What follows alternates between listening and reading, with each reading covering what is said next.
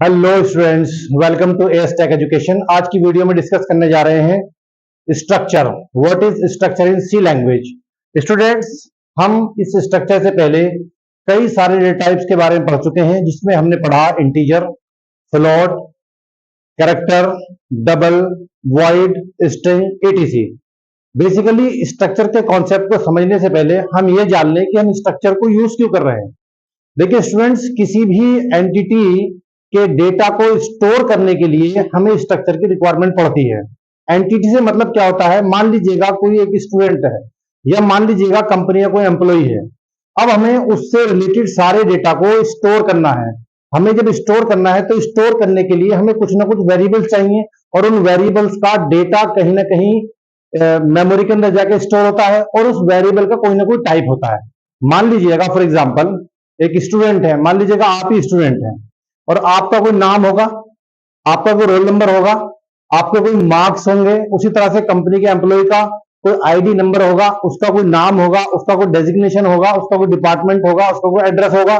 अब ये इतने सारे डेटा, इतनी सारी इंफॉर्मेशन को हम कहीं ना कहीं किसी ना किसी वेरिएबल में तो सेव करेंगे, और हर एक डेटा का टाइप अलग होता है। हम डेटा टाइप्स के अंदर ये पहुंच चुके हैं कि हर एक डेटा का टाइप अलग होता है। इंटीजर का टाइप अलग है, कैरेक्टर का टाइप अलग है, फ्लोट का टाइप अलग है, और आपका स्ट्रिंग का टाइप अलग है, वॉइड का टाइप अलग है। तो हम चाहे तो इंडिविजुअली भी इसको कर सकते हैं, इस डेटा को हम चाहे तो इंडिविजुअल भी स्टोर कर सकते हैं, लेकिन सी ने हमको एक बेहतरीन फैसिलिटी दी है स्ट्रक्चर की फॉर्म में। स्ट्रक्चर क्या है? बेसिकली एक स्ट्रक्चर है आपका यूजर डिफाइंड डेटा टाइप, जिसमें हम क्या करते हैं, कई सारे डेटा के टाइप्स को एक सिंगल यूनिट के अंदर बांध देते हैं। जो सी प्लस प्लस में जैसे हम एनकैप्सुलेशन में यूज करते हैं, या मान लीजिएगा क्लासेस के अंदर हम यूज करेंगे आगे जाकर के, तो उसकी ही मान के चलेगा प्री क्लास सी के अंदर हम सीखेंगे कि कैसे स्ट्रक्चर के अंदर उस डेटा को हम बाइंड करते हैं, और कैसे उस स्ट्रक्चर के अंदर से हम डेटा को फिर कॉल करेंगे और उसको रन कराएंगे। तो दो तरह से हम सी लैंग्वेज के अंदर किसी भी एंटिटी के डेटा को हम स्टोर कर सकते हैं। एक यहां पे देख लीजिएगा, एक तो बाय इंडिविजुअल एरे, दूसरा by structure data type simple. तो बाय इंडिविजुअल एरे से हम कैसे कर सकते हैं, हम अलग अलग भी स्टोर कर सकते हैं, कोई इशू नहीं है, आप देख सकते हैं। देखिएगा वॉइड मेन फंक्शन ऑलरेडी हम जानते हैं, क्योंकि सी के अंदर हम बहुत सारे प्रोग्राम बना लिए हैं।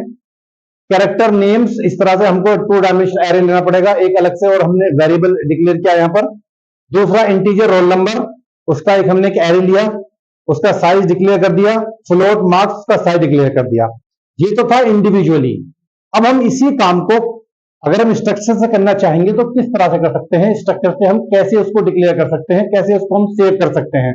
तो इस वीडियो के अंदर मैं आपको सिर्फ उसका सिंटैक्स और उसमें डिफाइन करना कैसे होता है, कैसे डिक्लेयर करते हैं, ये सिखाऊंगा।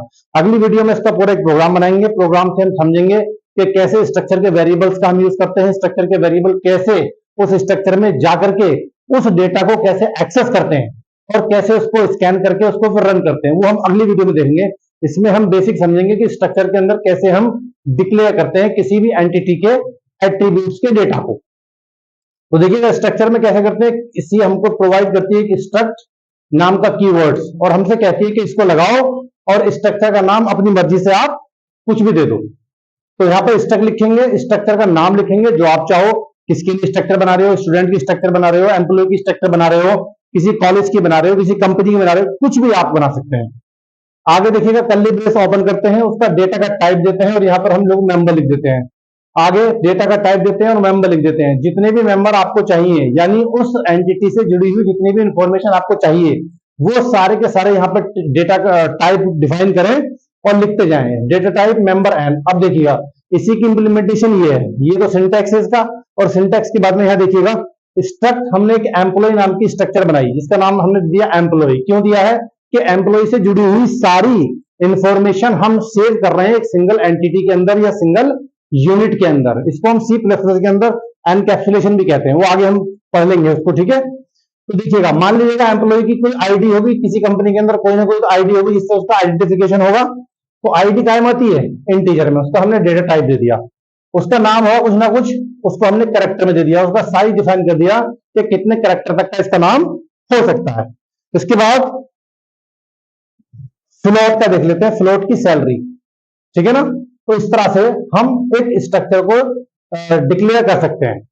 तो ये तो बेसिक चीजें थी, कैसे स्ट्रक्चर को डिक्लेयर करते हैं। आगे प्रोग्राम में हम देखेंगे कि किस तरह से स्ट्रक्चर को हम फैच आउट करते हैं, डेटा को फैच आउट करते हैं, कैसे उसको रन करते हैं और कैसे उसको हम आउटपुट में लेके आते हैं। उम्मीद करता हूं ये बेसिक चीजें आपकी समझ में आई होंगी। वीडियो को लाइक कीजिएगा, शेयर कीजिएगा और चैनल को जरूर सब्सक्राइब कर लीजिएगा। Thank you.